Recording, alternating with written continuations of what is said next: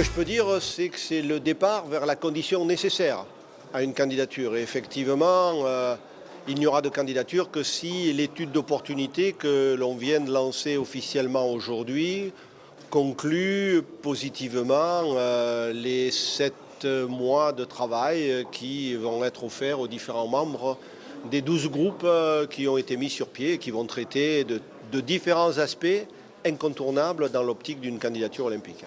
Les candidatures précédentes, on disait on y va et puis on construisait après. Là, on dit on va essayer de construire avant et puis on dira après si on y va.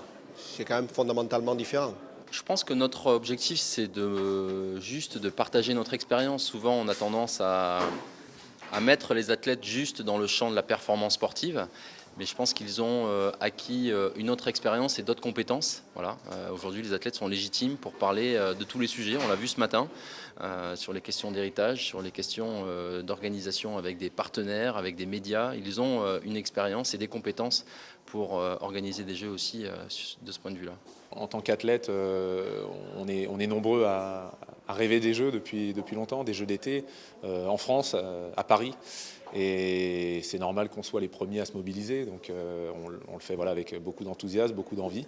À titre personnel, je le fais en tant que sportif, mais la réflexion elle devra aller au-delà de mon envie de sportif. Je suis aussi citoyen, père de famille. Voilà, et c'est tous ces éléments-là qui doivent mener la réflexion, parce qu'il n'y a pas que des sportifs, mais identifier l'intérêt pour la France, pour notre pays, ça doit se faire avec toutes ces dimensions aussi, et en tant que contribuable aussi.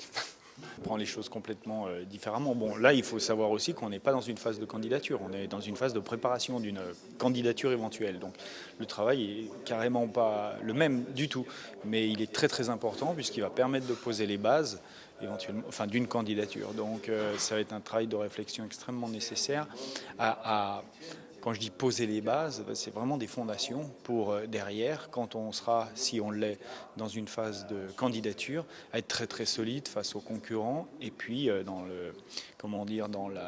notre argumentaire sur la scène internationale.